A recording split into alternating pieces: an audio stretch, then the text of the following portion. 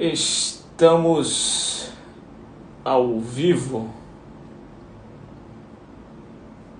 a rede mundial de computadores. Dá um tempinho aí, pessoal, entrar. Vamos começar mais uma live. Dá um tempinho, pessoal, entrar. Vamos lá. Isso aí, estamos ao vivo e a cores. Dá um tempinho para todo mundo entrar. Se o som estiver bom, manda um cérebro aí nos comentários, por favor. Hoje vai ser uma live especial. Nós vamos ter um convidado muito especial aqui nessa live. Vamos falar também de um tema que é muito importante, que afeta aí 1 bilhão de pessoas em todo o mundo. Isso aí, cérebro para nós. Então acho que o áudio tá bom. Essa é a pessoa que vai participar. É um cara que foi muito importante também na minha formação lá no início, já há alguns anos atrás, né? Carlos Nassur, obrigado aí pela presença. Lu sempre presente também. Jamile sempre já até conhece os nossos emotions. Professora Maramélia, muito bem-vinda também. Vamos lá, todo mundo entrando, que a gente vai fazer um bate-papo aí com uma pessoa muito bacana, doutora Maíra, sempre presente também. Te amo, tô morrendo de saudade de você. Então, acho que o som tá bom. Então vamos lá, eu vou convidar aqui, antes de falar quem é, fazer o convite aqui, para a gente começar esse bate-papo sobre essa doença que acomete 1 bilhão de pessoas em todo o mundo, né? Grande professor, doutor Renan. Em primeiro lugar, é um prazer enorme ter o senhor aqui. Para quem não conhece, professor Renan, antes de começar e pedir para o senhor falar, eu tenho que fazer alguns comentários, que sempre tiveram algumas pessoas que me incentivaram e marcaram a minha carreira e essa minha caminhada aí como médico para eu seguir dentro da neurologia. O professor Renan, no início, ele era professor ainda de microbiologia, que o senhor era naquela época. Ainda, mas ele não era? E tinha um projeto de extensão que o senhor fazia na parte daquele prédio de trás lá do campo da fisioterapia, acho que era fisioterapia lá na MScan, né? E aí fazia um projeto de extensão sobre doentes com esclerose múltipla. E eu participei desse projeto e ali eu comecei a me encantar com o exame neurológico para a gente conseguir topografar a lesão e saber onde está a lesão. Então acho que é ali que começou. Então o professor Renan foi uma dessas pessoas que me incentivaram, junto com o professor Sarmento, da neuroanatomia lá na MScan aqui. O professor Sarmento já faleceu, né? Então, o professor Renan foi meu professor lá na MScan. E antes de eu falar qualquer coisa, professor, se apresente aí para quem ainda não conhece o senhor. Bom, boa noite, Igor. Boa noite a todos aí que estão acompanhando, né? É um grande prazer aqui estar conversando com você. Primeiro porque eu acompanhei aí a sua evolução literalmente, né, do banco da faculdade ali da MScan, e nós passamos aí por muitos lugares em comum, né? Então eu fiquei 16 anos na MScan e aí uma certa altura você foi para São Paulo fazer residência na Santa Casa. Hoje eu estou na Santa Casa de São Paulo, né? E também compartilhamos, além da neurologia, uma outra paixão, que é a França, né? Você ficou em Paris durante um tempo, eu fiquei em Lille, no norte da França, então é um grande prazer estar aqui e ver aí a sua trajetória muito consistente, né? É uma grande satisfação aí ter lá atrás aí ter participado disso. Muito obrigado aí por ter me convidado. Que isso, professor. Eu também lembro de um outro hospital que a gente trabalhou junto. Na verdade, eu comecei faz um pouco tempo, né? Porque eu tinha terminado a neurologia em São Paulo, eu estava começando a intervenção, eu precisava de trabalhar. para juntar um dinheiro para ir para a França. E eu fiz alguns ambulatórios no hospital que o senhor estava como coordenador da neurologia, né, lá em Isso. São Paulo, né? E Hospital aí, Cruz Azul, eu estou lá até hoje, tá estou lá lá até até hoje. hoje. É, Legal. Então a gente exatamente. teve algum engraçado como a vida a gente vai se encontrando em vários locais, né, professor? Então, primeiro é um prazer, obrigado por ter aceitado o convite, que eu sei que o senhor é um grande estudioso desse tema que a gente vai falar hoje, não só desse tema, um grande neurologista geral, mas que tem conhecimento em grandes partes da neurologia. E hoje a gente vai falar um pouquinho sobre enxaqueca, né, migrânia, né, que Uhum. acomete aí 12% da população dos Estados Unidos, 1 bilhão de pessoas no mundo que sofrem, então é uma doença extremamente prevalente, né? Eu acho que uma coisa interessante já é a gente começar a pensar um pouco do nome, né, de enxaqueca, migrânia, né, que enxaqueca é do Uhum. árabe, mas vem do grego, né, de migrânia, de hemicrânio, ou metade do crânio, né? É. Então, o que o senhor tem para falar ainda aí dessa epidemiologia ou de alguma da enxaqueca, professor? Eu acho que assim tem essa questão do termo, né? Assim, a gente que tem o privilégio ali de ter você teve durante alguns anos, eu tenho hoje, né, o privilégio de conviver ali com o Dr. Wilson Sanvito, né? É, é sempre muito bom a gente ouvi-lo, né, falar dessa questão dessa sinonímia, né? E ele tem alguns argumentos aí a favor do termo enxaqueca, né? E que é também o termo que as pessoas conhecem, né? Mas é isso que você falou. Acho que realmente é importante a gente identificar essa condição com um termo acessível para todos, porque ela é extremamente prevalente e, ao mesmo tempo, ela é uma doença negligenciada, né? É, se a gente pensar aqui em países aí da Europa, né, que tem um sistema de saúde até acessível, né? A gente passou um tempo na França, a gente viu isso, mas mesmo lá, se a gente pegar aí que do total de pessoas que têm indicação de um tratamento preventivo, né, tem países aí que menos de 10% da população com indicação, ou seja, que tem 4 ou mais dias de enxaqueca por mês, não faz tratamento preventivo. Isso porque não existe difusão de informação, né? Então, ao mesmo tempo que é uma doença extremamente prevalente, causa muito sofrimento, ela hoje começa a ganhar um pouco de voz, né? Até porque ah, surgem aí novos tratamentos, então isso acaba trazendo aí ah, um novo cenário, né? E o assunto é trazido à tona, mas é um começo, porque realmente eu mesmo, né? Para você ter uma ideia, eu fiz a minha residência em neurologia, eu comecei há 30 anos atrás, né? E, e não tinha ambulatório de cefaleia na residência, né? Então, às vezes, via um caso ou outro ali no ambulatório geral, mas assim, como não tinha aquele super exame neurológico complexo, cheio de achados, né? Então não era uma coisa tão valorizada, né? Mas hoje eu vejo que essa nova geração de neurologistas, né, já tem um olhar totalmente diferente, né, para o paciente com enxaqueca. Há um número crescente de pessoas, de novos neurologistas que buscam esse aprofundamento, reconhecem a importância das comorbidades, né, de ouvir o paciente. Então, tratar os pacientes com cefaleia e enxaqueca envolve justamente essa questão do ouvir, né? Uhum. E a neurologia clássica, que sempre foi muito fundamentada, né, no testal, reflexo, tal, talvez ela não tivesse ainda essa questão do ouvir, a história do detalhe, e isso, no caso da enxaqueca, é muito importante.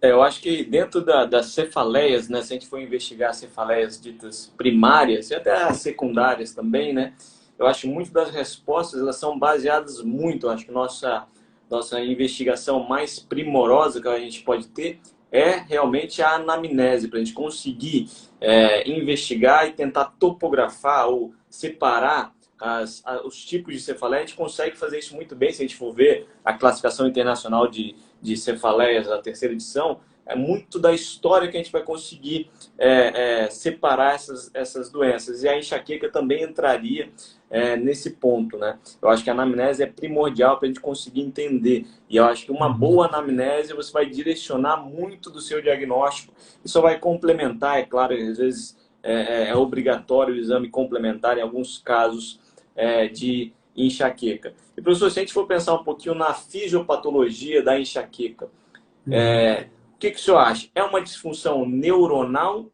ou é uma disfunção muito mais vascular? Existem essas duas teorias, que era uma teoria mais antiga e uma teoria mais moderna sobre as enxaquecas, né? Exatamente. Eu ainda aprendi a enxaqueca como uma doença vascular, né? Então, você tinha vasoconstrição, e aí você tinha aura, e na vasodilatação você tinha dor. Ponto, né? Então, era mais ou menos isso que a gente tinha aí na, na aula de graduação de fisiopatologia da enxaqueca. Mas o conhecimento evoluiu muito, né? Então, não tem dúvida que existe alteração dos vasos, né? Existe vasodilatação, existe essa sensibilização, os vasos da superfície, né, do couro cabeludo, das meninges, eles ficam dilatados, existe liberação de citocinas pró-inflamatórias, aumento de células inflamatórias. Agora, esse é um processo secundário, né? A alteração inicial, ela acontece no cérebro, né? E muito interessante que isso, um estudo recente, mas meio que revolucionou esse conceito, né? Interessante que um estudo que teve um N de um paciente, né? De uma paciente, né? Mas é um estudo tão engenhoso, né, que ele teve a capacidade de mudar o entendimento da fisiopatologia, né? Então, uma pessoa com enxaqueca se dispôs a não fazer tratamento, não tratar durante um mês e foi submetida à ressonância magnética funcional todo dia. E durante esse mês teve 3 crises de enxaqueca e os pesquisadores aí na Alemanha puderam verificar que as primeiras alterações, antes mesmo dos sintomas, né, mais conhecidos, né, da dor de cabeça, do enjoo, fotofobia, antes mesmo disso já havia alterações cerebrais em áreas como hipotálamo, né, como alguma região posterior da ponte, né? Então, e com isso veio também o conceito do pródromo, né?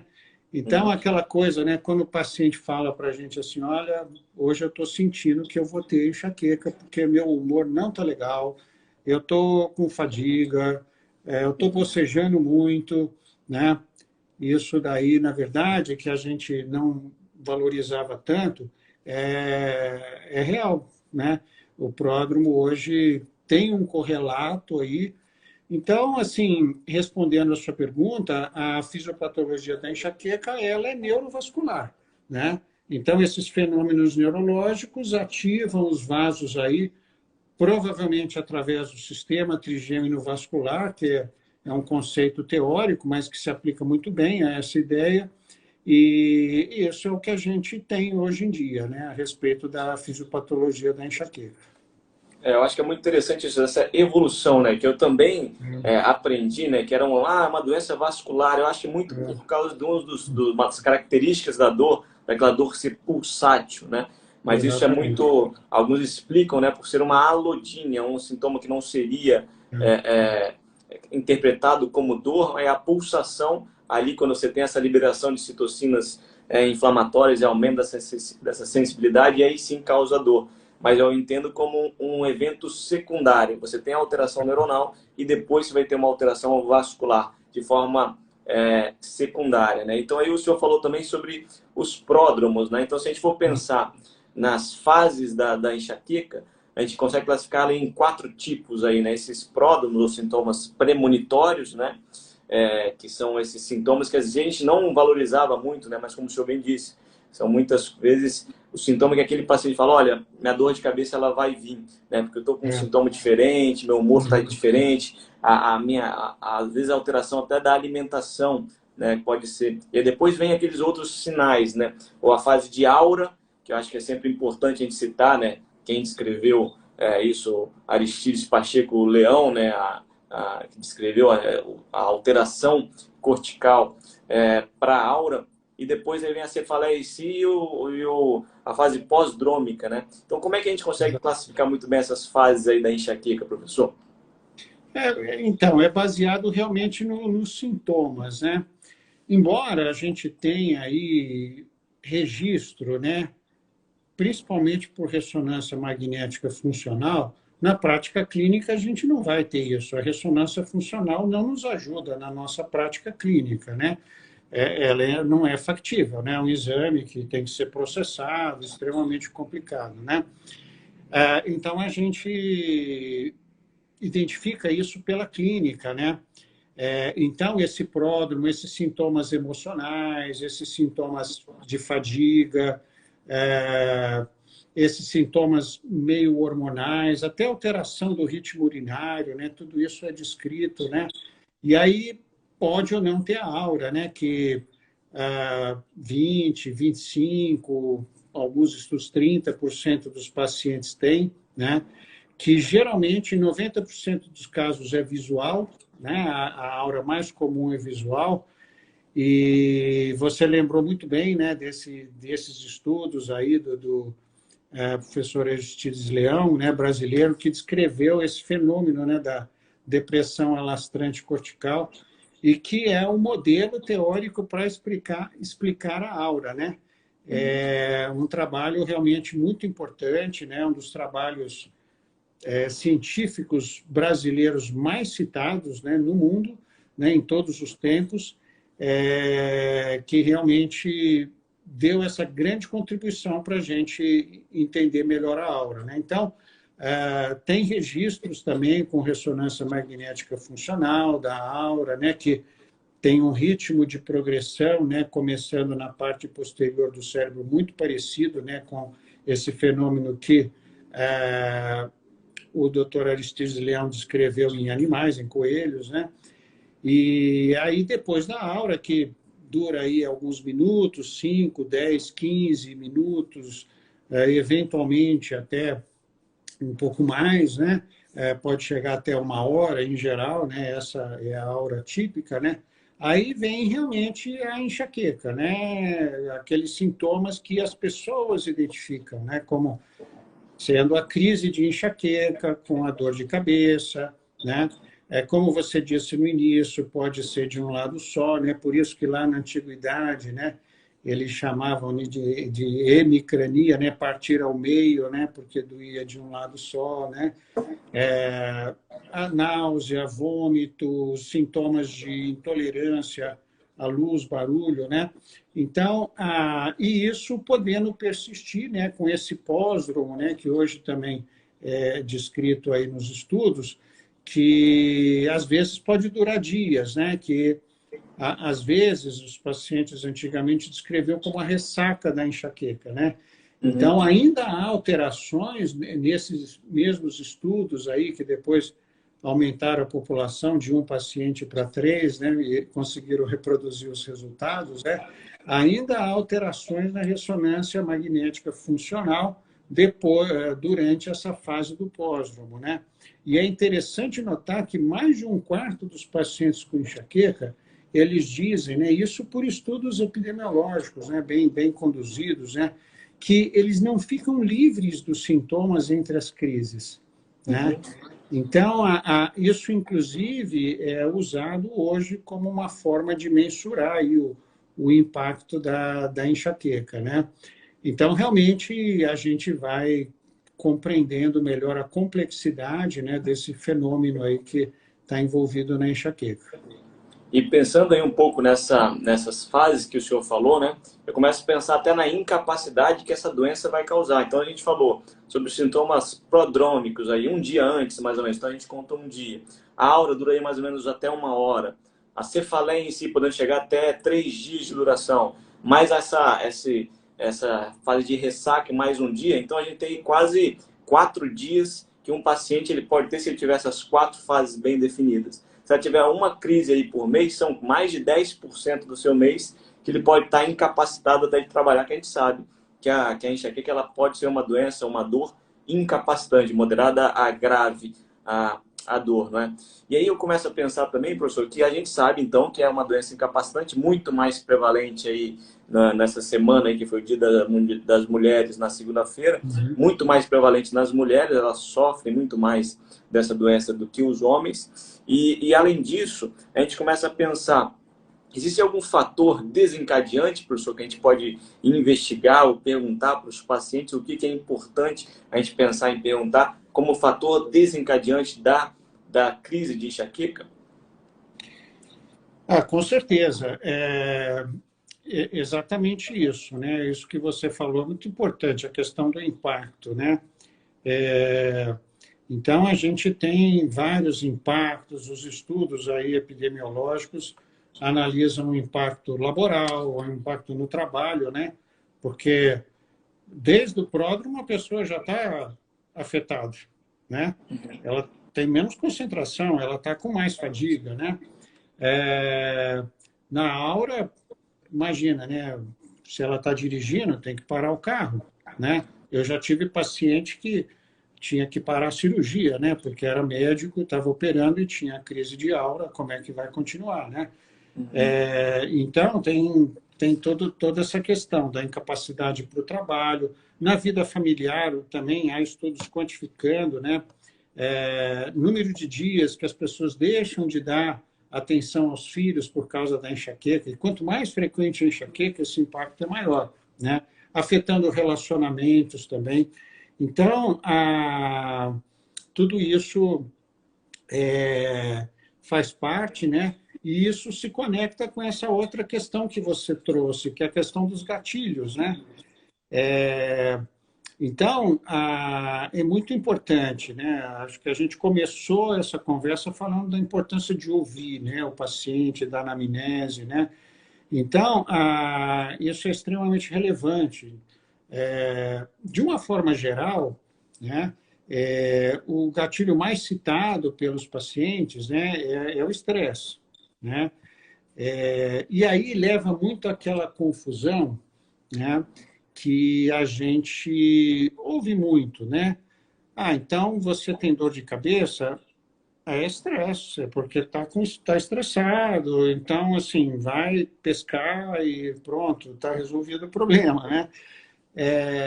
Então, isso é um equívoco muito grande, né? Confundir o gatilho com a causa. A causa da enxaqueca, né?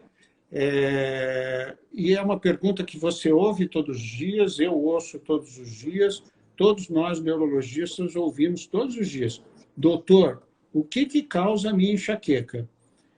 A resposta é: a enxaqueca vem no pacote, né? Você tem a sua altura, você tem né, a sua pele, você tem as características, a cor dos seus olhos e a enxaqueca, ter ou não enxaqueca. Então, a genética é um fator muito importante, né? É claro que, em certas situações, com mais estresse, eu posso ter mais crises, mas nós não podemos confundir isso com causa, né? Até porque não é o único gatilho, né? Então, pode ser uma noite mal dormida, há uma relação muito forte entre sono e enxaqueca, né? Como um fator de piora. Outros gatilhos também, por exemplo, ficar muito tempo sem se alimentar, né? E aí vem outra coisa que é muito, que a gente também tem muita informação, às vezes não muito precisa, que circula por aí, né? Enxaqueca é um transtorno alimentar. Não é. Enxaqueca não é um transtorno alimentar. De todos os gatilhos, os alimentos não são o mais importantes, né? E são muito variáveis, né? Então, se a gente for buscar realmente na ciência, né, nos artigos, a gente não tem grandes evidências dos alimentos aí como desencadeantes das crises.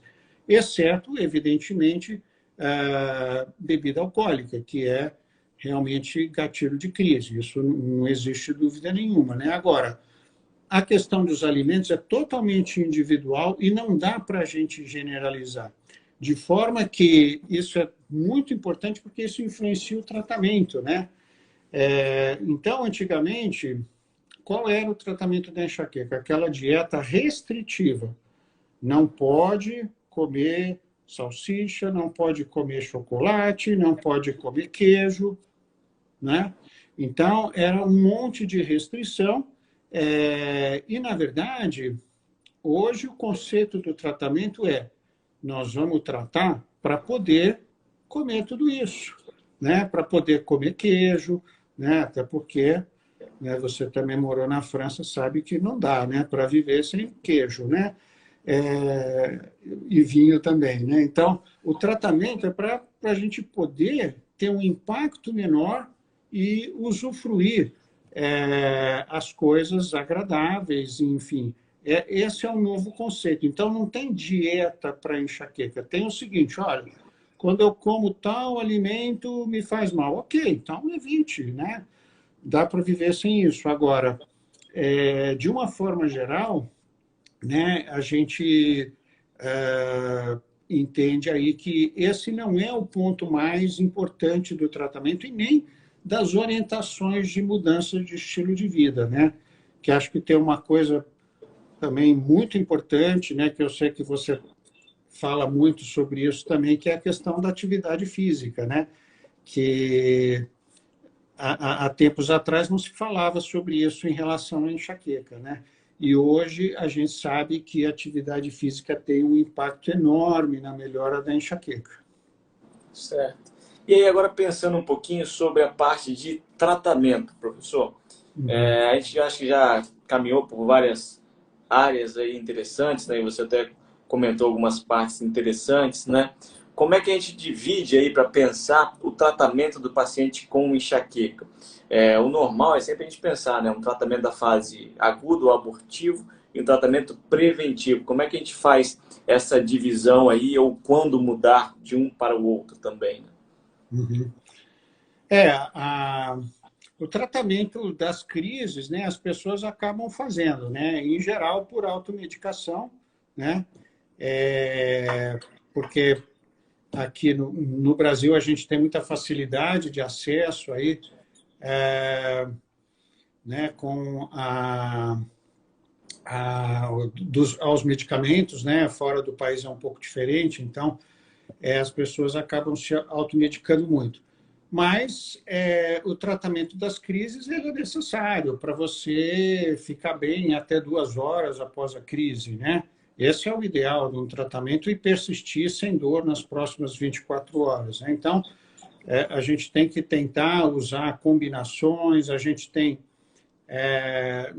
o que tem de mais moderno no Brasil são os triptanos, né? Naratriptano, sumatriptano, risatriptano, que são medicamentos aí que surgiram na década de 90, né?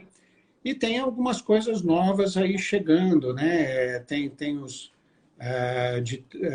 ditans, né? Tipo o lasmiditan, que ainda não chegou no Brasil, mas a grande vantagem, né, em relação aos triptanos é que a segurança cardiovascular é maior, né?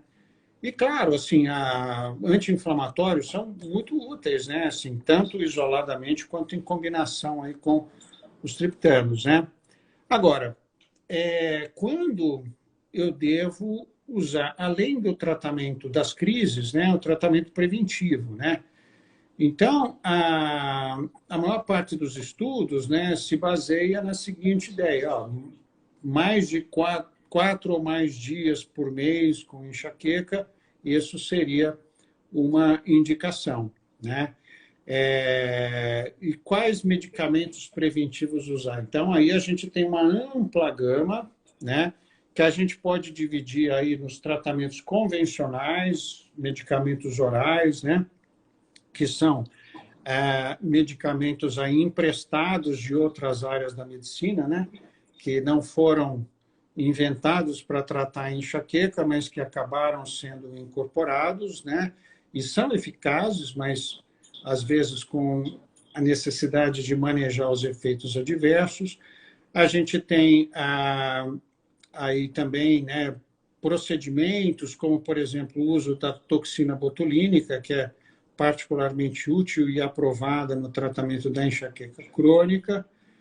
E tem também, eu já vi passar uma pergunta aqui na tela, que são os monoclonais, que é a grande novidade aí, em termos do tratamento preventivo, né, da enxaqueca. Chegaram aí no Brasil o ano passado, a gente tem 3 medicações disponíveis, uma quarta aí chegando, mas, de uma maneira geral, né, independentemente de qual medicamento eu vou escolher, o objetivo é sempre o mesmo, né, que é reduzir o número de dias com enxaqueca, né, porque se a gente tem 10 dias por mês com enxaqueca, a gente reduz para 5, a gente está ganhando muita coisa, né?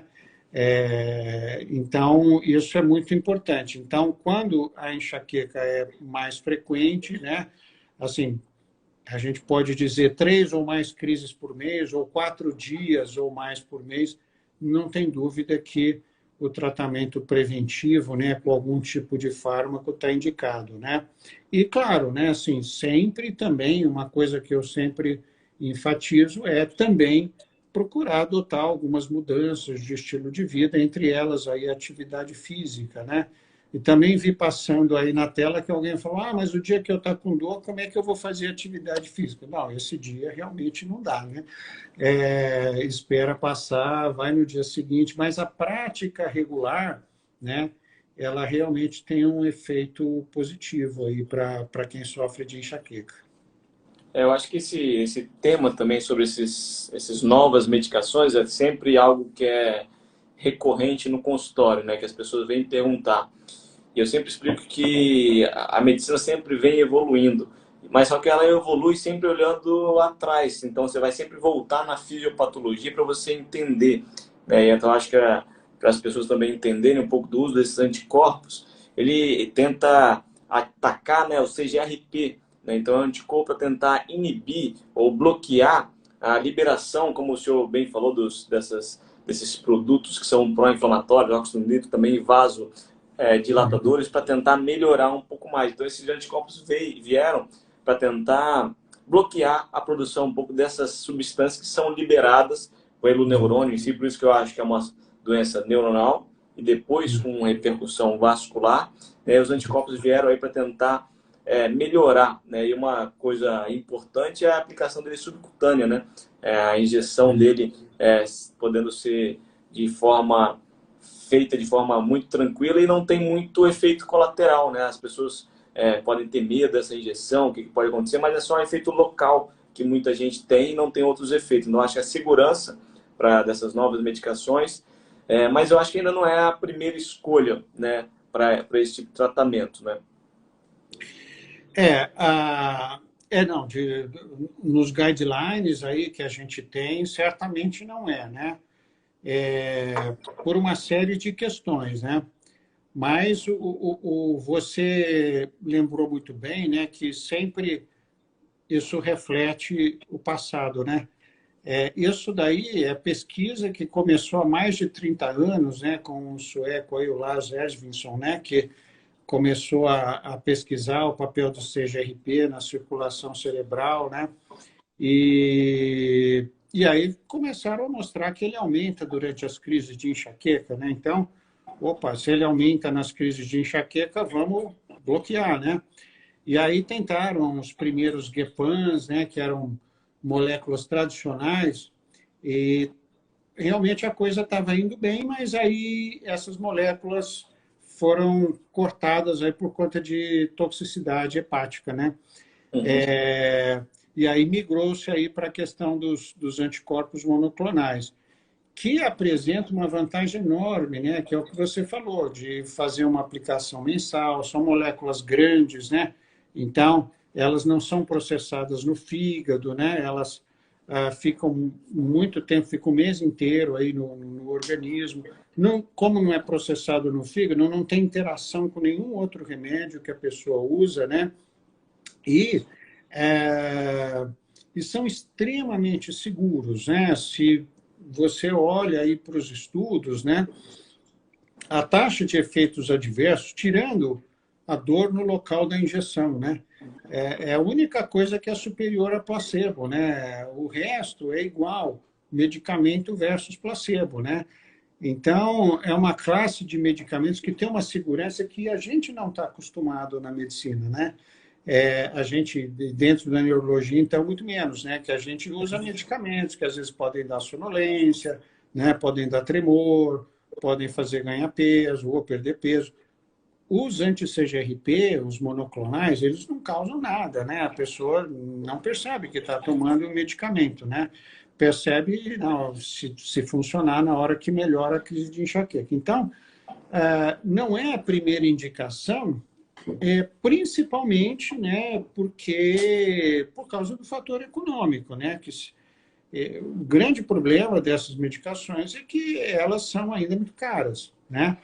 Então, no sistema europeu, onde o governo fornece a medicação, ele vai fornecer para quem já tentou tratamento por 6, 12 meses, usando anticonvulsivantes, usando beta-bloqueadores, antidepressivos, outros medicamentos daquela categoria dos medicamentos tradicionais, né?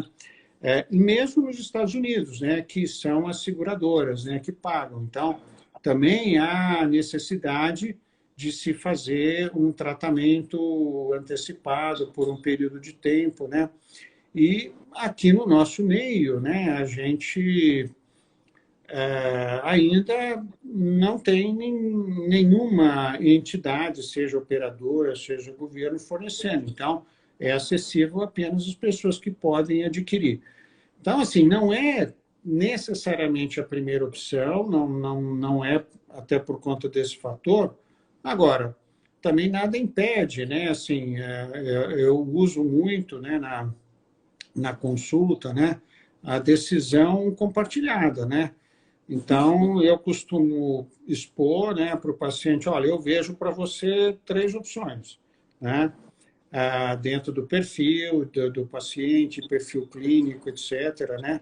E dentre elas temos essa e essa, e as desvantagens, e quando chega nos monoclonais, a desvantagem é sempre a desvantagem econômica, né? Então, esse acaba sendo o grande limitador, né? Mas, assim, não fosse esse fator, poderia até ser uma opção, né? Talvez não a primeira, mas uma opção mais precoce do que o que se usa habitualmente. Legal. Eu acho que antes da gente terminar essa live, né?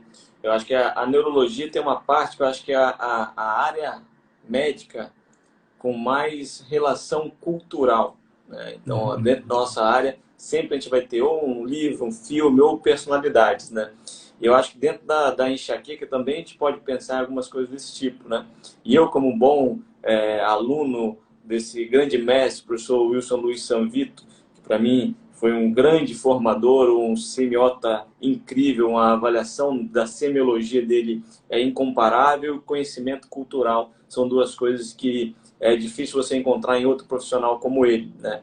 Então, dentro dessa parte cultural, a gente tem que pensar então no Lewis Carroll, né? Que é um pseudônimo de um cara, né, que escreveu aí até o Neurotiga, um amigo também neurologista, escreveu o Alice no País das Maravilhas.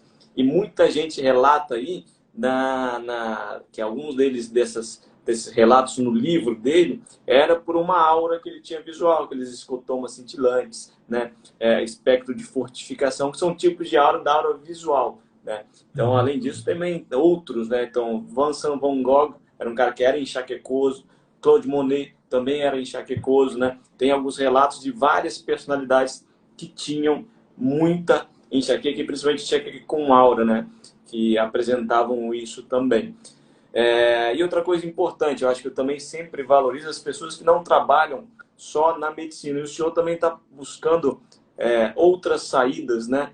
Por exemplo, um aplicativo que o senhor tem já desenvolvido há alguns anos para tentar auxiliar e dar suporte para os médicos e pacientes que têm e sofrem de cefaleia. Então, eu sempre gosto dessas pessoas que tentam inovar e tentar até seguir, né, a evolução. Conta um pouquinho de como é que é esse seu aplicativo e o que, que ele é, professor. Então, essa ideia surgiu aí alguns anos atrás, né? Na verdade, assim, surgiu durante o nosso período na França, né? Porque eu fui fazer o pós-doc, minha esposa também. Minha esposa, ela é neuropsicóloga e ela fez pós-doutorado em neurociências, né? E ela trabalhou no hospital de psiquiatria infantil e, e esse grupo de estudos ao qual ela estava vinculada trabalhava muito com a questão das alucinações infantis, né, das crianças. Então, eles estavam desenvolvendo, né, um aplicativo para isso. Então, eu acompanhei esse processo, né, como isso poderia ser utilizado, de que forma isso poderia ajudar, né? Então, isso daí foi uma das coisas aí que inspirou, né, a criar esse aplicativo, né? E então essa é a ideia, né, do Dr. Cefaleia, né? Ele tenta de um lado, né, ajudar o paciente a entender melhor os seus sintomas, né? Tem a jornada da cefaleia, né? É, e aí a gente tentou criar aí alguns algoritmos, árvores de decisão, né? Para não dar diagnóstico, evidentemente, né? O diagnóstico é na consulta mesmo, né? É, e também um outro aplicativo mais para ajudar os médicos, principalmente no setor de emergências, né? Porque a cefaleia também é uma das queixas mais comuns em pronto-socorro, né? E raramente você tem um pronto-socorro com um neurologista, né? Então, foi uma forma também de tentar fazer com que o médico utilizasse aí um sistema de sinais de alerta, né, para identificar quando, opa, essa cefaleia pode ser uma coisa mais grave, né? E, e aí depois também veio aí a pandemia, né? É, a questão aí da telemedicina, né? Então, acho que a tecnologia digital ela tem muito a contribuir, né, na assistência médica como um todo, né? E acho que na área de cefaleia é bastante, porque como a gente lida muito com história, né, é uma área a, que a tecnologia pode ajudar bastante no registro das crises, acompanhamento diário, né? Então, acho que, sem dúvida nenhuma, né, eu pelo menos penso, né, que hoje em dia não faz o menor sentido você ter diário de cefaleia no papel, né? É, né? Então, você anda com um smartphone que cabe toda a sua vida ali dentro e você vai pegar um papel para anotar, né, assim, a hora que surge a crise. Então, claro que o diário nem sempre, né, o paciente consegue aderir, mas eu acho que quando ele é eletrônico, facilita muito, né? Então, essa que foi a ideia, né? A gente veio trabalhando nesse sentido, agora a gente está com um projeto aí dentro da FAPESP, né, para tentar ajudar a desenvolver alguns aspectos, né? Mas eu acredito bastante aí nessa interface aí da tecnologia, podendo ajudar, né? Tanto o acesso, né, quanto uma ferramenta complementar. É claro que, lógico, a medicina, né, aquela coisa de você estar com o paciente, examinar, não tem nada que substitui, mas como ferramenta auxiliar, eu acho que pode ser uma coisa interessante. Eu acho que ajuda e ajuda muito, né, professor? Qualquer coisa que a tecnologia venha auxiliar, né? Eu acho que um dado importante que o senhor falou foi no pronto-socorro é muito importante e na maioria do serviço de urgência e emergência nós não temos um neurologista para fazer a avaliação da cefaleia. E como a gente já comentou aí no início dessa live, a anamnese ela é extremamente importante, tanto para cefaleias primárias como no pronto-socorro para as cefaleias secundárias. A maioria, não todas, mas a maioria, grande parte dos sinais de alarme a gente consegue tirar pela história, né? Então, se ele Exatamente. conseguir, com o aplicativo, ele seguir um checklist e falar, não, esse paciente aqui ele precisa ser internado para fazer um exame de imagem. Não, esse aqui não. É uma cefaleia primária, vou mandar para casa e ele procurar um neurologista. Já isso vai minimizar em muito. E ainda mais eu que trabalho muito com a urgência vascular, então aneurismas rotos, eu pego muito aqueles pacientes que chegaram com uma história clássica de pior cefaleia da vida, thunderclap headache, que foram para casa, chegaram no pronto-socorro com essa história, foram para casa e depois voltaram com uma piora dos sintomas, né? E sim com sintoma neurológico apresentado ou rebaixamento de nível de consciência, qualquer outra coisa. Mas esse auxílio, esse suporte, nunca vai substituir, eu acho, claro, a relação médico-paciente, que é imprescindível. Mas eu acho que consegue auxiliar e auxiliar muito. Então, acho que foi uma ideia e um projeto que eu acho que tem tudo para seguir e seguir muito bem aí, né? Então, professor Renan, queria agradecer muito aí a presença do senhor. Acho que a Simone passou aí, eu suspeito que deve ser a esposa do senhor, que mandou vários corações. Então, acho que ela que foi quem passou aí quando o É, senhor estava falando dela. Então, exatamente. ela passou aí já mandando corações. Então, aparentemente, uma grande companheira que estava em Vitória com o senhor, depois foi para a França, está em São Com Paulo. Então, certeza. Todos os movimentos migratórios aí, nós fazemos juntos aí, né? esse é o verdadeiro companheirismo, né? Com E outra, certeza. eu vi já algumas vezes que o senhor tem uma outra grande paixão que é violão, é violão clássico que o senhor toca mais. Pois é, isso aí é uma paixão, é uma coisa bem antiga, né? Na verdade, isso já foi muito antes da medicina, né? Eu comecei a ter aula com 8 anos de idade, né? É, eu, eu cresci aqui em São Paulo, né? E no lugar que eu morava, na rua ali, tinha um professor que depois, né, acabou se tornando uma figura importante aí no violão no Brasil. Então, comecei a ter aulas ali e nunca parei, né? Então, mesmo durante a faculdade, né? Então, é uma coisa, é um hobby, mas um hobby assim muito sério, né? Que me faz aí muito bem. E aí eu estava fazendo as contas esses dias aí que assim são praticamente quase 50 anos aí de relação, né? Então é uma relação bem antiga aí, é um amor bem antigo aí que começou bem cedo, né? Então eu gosto muito todo dia. Aí né? Toco um pouquinho, é uma forma também de manter aí a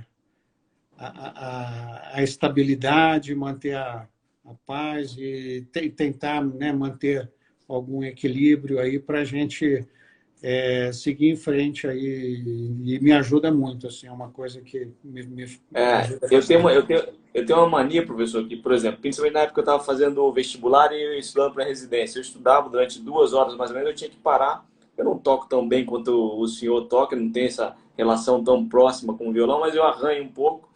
E aí eu sempre parava e tentava ir fazer um estímulo diferente. Então eu estava sempre estudando, parava, saía tocar 15, 20 minutos, voltava e a concentração realmente melhorava. Eu conseguia trocar as áreas do cérebro que eu acho que a gente está exercitando em alguns momentos, eu consigo voltar um pouco melhor. E hoje eu ainda faço muito isso, às vezes quando eu estou escrevendo artigo, e ainda escrevendo em inglês, às vezes exige um pouco mais de concentração, eu paro, toco meu violão, volto, e aí melhora Que também. legal, bacana.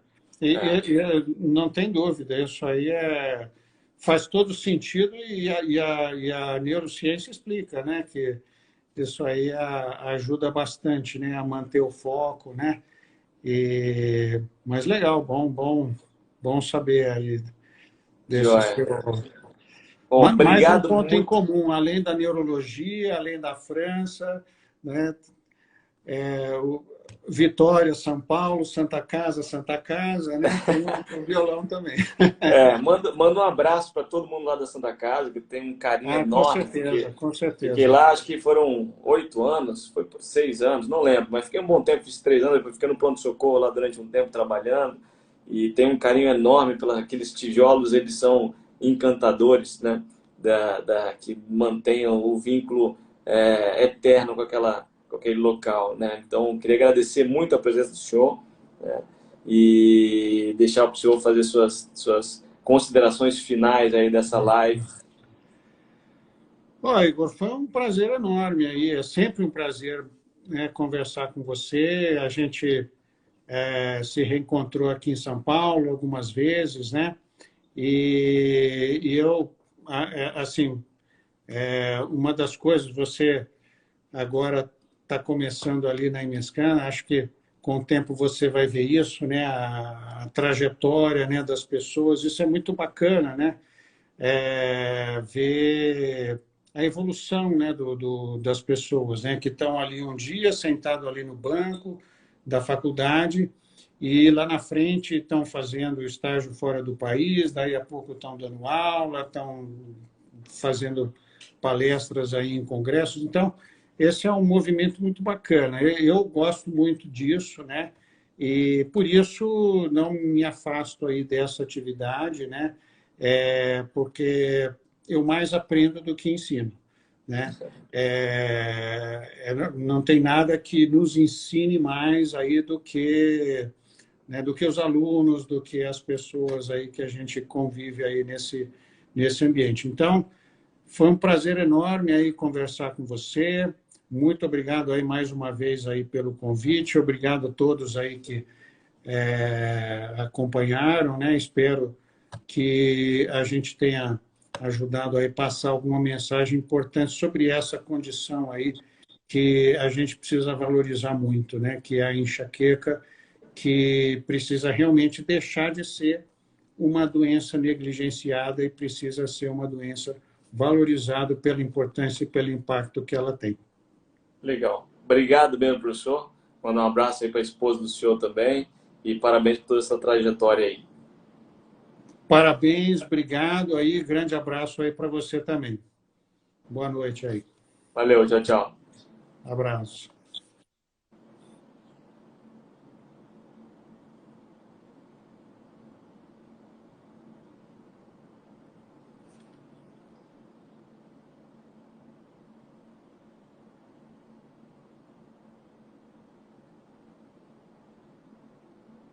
Acabamos aí mais uma live. A live hoje foi sobre enxaqueca. Queria agradecer a todo mundo que participou.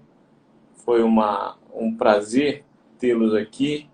Obrigado aí todo mundo. E lembrando que quinta-feira, às 20h08, a gente vai ter uma outra live, o Page Talk, segunda edição, eu e meu pai conversando um pouquinho sobre o AVC. Então, obrigado a todo mundo que participou, mandou cérebro, coração, doutora Maíra Moreira, obrigado, te amo, todo mundo que participou, queria agradecer. E lembrando, não se esqueça, né? Quinta-feira, às 20h08, vai ter a nossa live sobre essa conversa entre eu e meu pai, o Page Talk, segunda edição. A gente vai conversar um pouquinho sobre o AVC e o que mudou na nossa vida, tá certo? Ó, um grande abraço aí.